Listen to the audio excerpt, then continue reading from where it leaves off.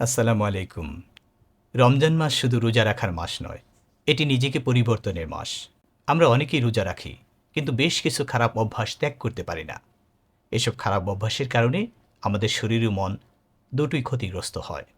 আজ আমি এই ভিডিওতে চিকিৎসা বিজ্ঞানের আলোকে রমজান মাসে ত্যাগ করা যায় এমন 10টি বদভ্যাস নিয়ে কথা বলবো। এই বদভ্যাসগুলো অবশ্যই ত্যাগ করা উচিত। এর মধ্যে 1 নম্বরে আছে সাহরি বাদ দেওয়া।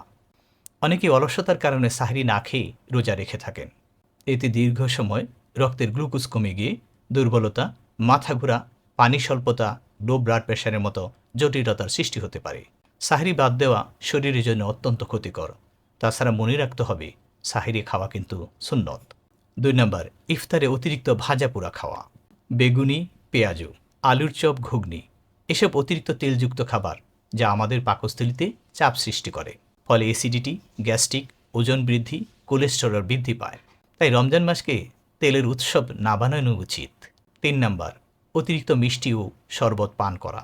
বেশি চিনি কিন্তু আমাদের রক্তের শর্করার মাত্রা হঠাৎ করে বৃদ্ধি করে, আর এরপর তা হঠাৎ দ্রুত কমে গিয়ে ক্লান্তি নিয়ে আসে।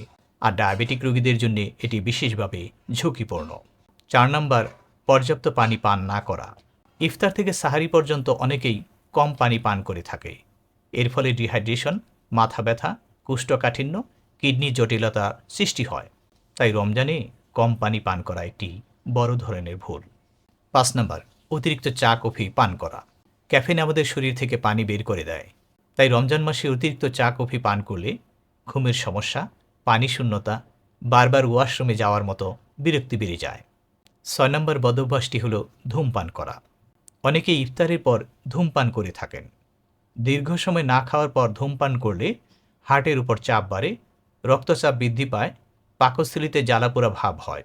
রমজান মাস হলো ধূমপান ত্যাগ করার সবচেয়ে উপযুক্ত সময়, তাই একবার চেষ্টা করে দেখতে পারেন। 7 নম্বর বদভ্যাসটি হলো ইফতারের পর অতিরিক্ত খাওয়া দাওয়া করা।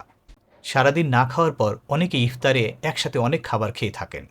এর ফলে বদহজম, পেট ফাঁপা, পেট ব্যথা, ওজন বৃদ্ধি পায়।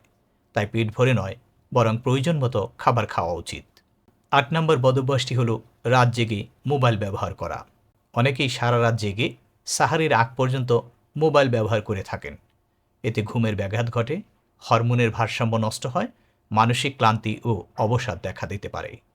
9 নম্বর হচ্ছে শারীরিক ব্যায়াম সম্পূর্ণভাবে বন্ধ রাখা। রোজা মানেই সারাদিন শুয়ে বসে ঘুমিয়ে থাকা নয়, রোজার মাসেও ব্যায়াম চালু রাখতে হবে।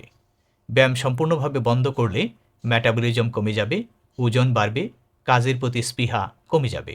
তাই নিয়ম করে ইফতারের পর হালকা হাঁটাহাঁটি ও স্ট্রেচিং করতেই হবে। ভারী ব্যায়াম না করাই ভালো, কারণ ভারী ব্যায়ামের কোনোই প্রয়োজন নেই।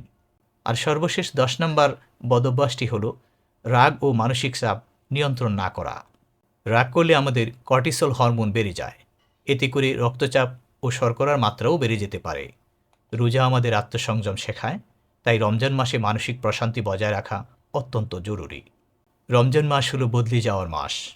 তাই আলোচিত এই 10টি বদভ্যাস ত্যাগ করতে পারলে শরীর থাকবে সুস্থ, ওজন থাকবে নিয়ন্ত্রণে, মানসিক প্রশান্তি থাকবে অটুট। আর এর ফলে ইবাদতে মনোযোগ বাড়বে।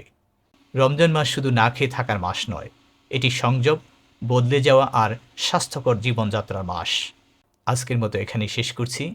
আপনি যদি চিকিৎসা বিজ্ঞানের আলোকে এমন তথ্যবহুল ভিডিও দেখতে পছন্দ করেন, তাহলে একটি লাইক দিন, বন্ধুদের সাথে শেয়ার করুন এবং আমার চ্যানেল থিঙ্ক হেলথ সাবস্ক্রাইব করতে ভুলবেন না।